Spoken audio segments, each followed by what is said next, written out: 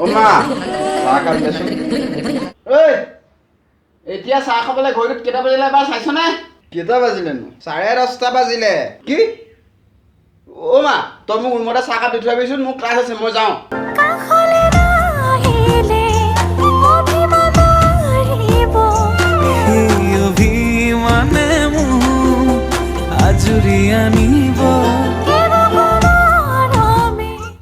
এইজনী ৰাতিপুৱাই লাগি গ'লে আৰু চব বনাবলৈ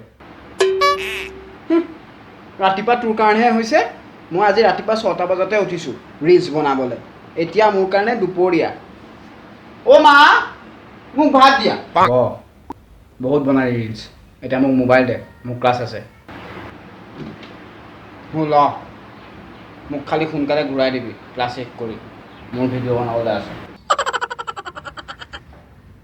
নাপাওঁ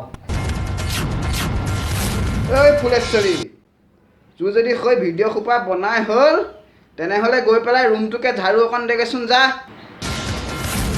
নাই নোৱাৰোঁ মই এজনী ষ্টাৰ হয় আৰু মোৰ ইনষ্টা ৰিলছত 50K ভিউজ আছে 50K views and A star never never work একে ঝাৰুৰ কোবৰ তই দিনতে ষ্টাৰ দেখি যাবি ষ্টাৰ ওলাই আহিছোঁ ৰুম চাফা কৰগে যা আৰু সেই মৰুদজনী উঠিলে নে নাই তাইৰ বিয়াখন কি কেঞ্চেল হ'ল সেইদিন ধৰি তাই ৰাতি নোপোৱাই হ'ল নাই উঠা মহাৰাণী এতিয়াও শুয়ে আছে তুমি চব কাম মুখে কৰিবলৈ কোৱা তাইকতো একোৱে নোকোৱা হেৰ' ইমান দিনেতো তায়ে কৰি আছিল চাচোন এই কৰোণাৰ কাৰণে বিয়াখন কেঞ্চেল হোৱাৰে পৰা তাইৰ মনটো একেবাৰে বহি আছে অ' চালা এই কৰোণাক ডিঙি মুচৰি মাৰি মোকতো কিয় নোপোৱা হ'ল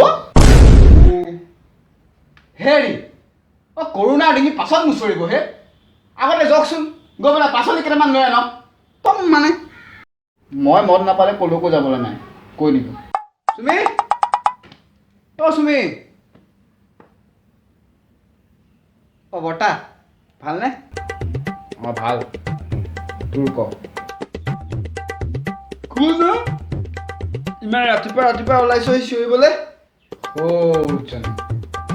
মই আকৌ সুমন অ' সুমন কচোন ইমান দিনৰ মূৰত ওলালি সি যে ভাল বৰদেউতা মছলা এই মছলা খাবলৈ অকণমান ওলাই আহিলোঁ ভাবিলোঁ তহঁতৰ ঘৰত এপাক মাৰি থৈ যাওঁ বহুদিন তহঁতৰ ঘৰলৈ অহা নাই যে মছলা মানে অ' শিখৰ ঐ অলপমান দে না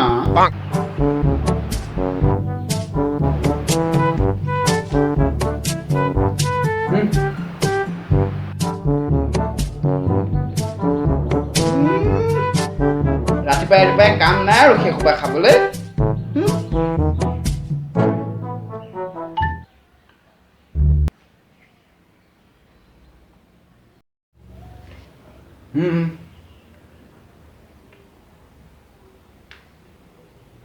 ঐ ৰুমি নাই নেকি সুমন দা মই মানে অলপ ৰুমটো চফা কৰি আছিলোঁ ইমান ভাল ছোৱালী ঘৰৰ কামো কৰা ৰিলছো বনোৱা থেত পাগল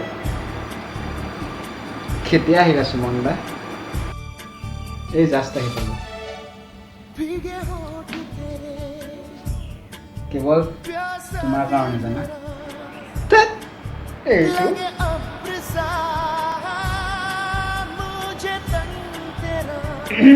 ঐ ফুলেশ্বৰী তই ৰুমলৈ যা আৰু ঐ সুমন তই মাস্কখন লগাচোন কৰোণা লৈ আহিব মাস্ক লগা অ' বৰমা পিন্ধিছোঁ ঐ তই এটা কথা কচোন তোৰতো মা ভিতৰত আছে তেনেহ'লে মই মাস্ক নিপিন্ধা কথাটো কেনেকৈ গম পালোঁ দাদা পাচলি ল'বা না এৰা শুনিছানে হা বোলো পাচলি আনিছে কি লাগে কোৱাচোন অঁ কি আনিছেনো?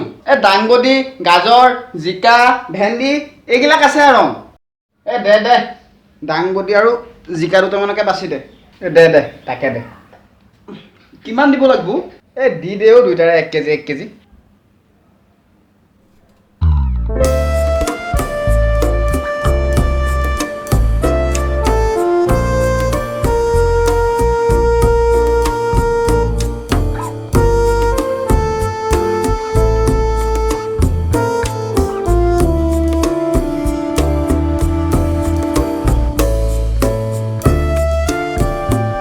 কি লাগে ভিতৰলৈ যা নহয় এতিয়া মানে মই গাজৰ ভাল পাওঁ যে সেইকাৰণে দুটামান নতুনকৈ ক'বলৈ আহিছিলোঁ। তই কেতিয়াবা গাজৰ ভাল পোৱা হলি অন্য দিনা দেখোন গাজৰ দেখিলে একে নাক কোচাও যা ভিতৰলৈ যা নহ'লে ঠেং ভাঙিম তোৰ।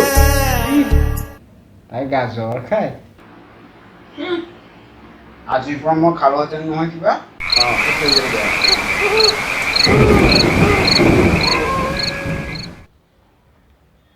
হ'ব যা তই ৰুম চাফা কৰগে যা।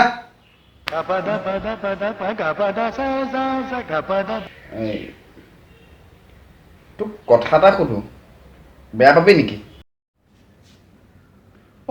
দাদা সোধকচোন তইতো বিয়া পতা তই যে এনেকে কাম কৰি ফুৰিছ তোৰ মতাটো ক'তো?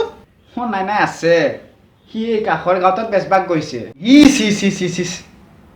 তোৰ মতাটো হওঁতে তই এনেকে কাম কৰি ফুৰিব লাগেনে? তোৰ মতাটোৰ অকণো লাজ নাইনে বাৰু? তাতেনো কি হ'ল দুয়োটাই যেনিবা মিলি কামবোৰ কৰিলে সি কি একে মান যাবলগীয়া কামটো কৰিলেও পিতাই? তই চুপ তই কি জানো সমাজৰ কথা? মইহে জানো। আৰে মোকে চাই ল তোৰ মা সৈজনী BA MA কিবা ঢেৰ কৰিলে কিন্তু মই জানো তাইক কাম কৰিবলৈ দিলোঁ? নিদিলোঁ। গোটেই ঘৰখন মই অকলেই চলাম নে কি কোৱা? হেৰি শুনিছা নে? মইনো কি ক'ম আপুনিহে জানে। বৰদেউতা কথা এটা কওঁ বেয়া নাপাব কিন্তু জেণ্ডাৰ ইনইকুৱেলিটি ইয়াৰ পৰাই আৰম্ভ হয়। বেটাই ইনইকুৱেলিটি উলিয়াইছে এইবোৰ একোটা পৰম্পৰা শত বছৰ ধৰি চলি অহা পৰম্পৰা মানে কি বুজায় পৰম্পৰাই? যে গিৰিয়েক থাকোঁতে ঘৈণীয়েকে কাম কৰিব নোৱাৰে, যে গিৰিয়েকে কেৱল ঘৰখনত ইনকম কৰিব পাৰে আৰু ঘৈণীয়েকজনীয়ে বা এগৰাকী মহিলাই সমাজত কেতিয়াও ইনকম কৰিব নোৱাৰে বা সেই ইনকমেৰে ঘৰ চলাব নোৱাৰে। এয়া পৰম্পৰা বেয়া নাপাব কিন্তু যেতিয়ালৈকে এই পৰম্পৰা অব্যাহত থাকে জেণ্ডাৰ ইকুৱেলিটি কোনোদিনেই নাহে। তই ঠিকেই কৈছ চুমু। ইয়াৰ পিছত ময়ো ইনকাম কৰিম আৰু ঘৰখনৰ খৰচবোৰ আমি দুয়োটাই সমানে ভগাই দিম। গুড বুজিলে?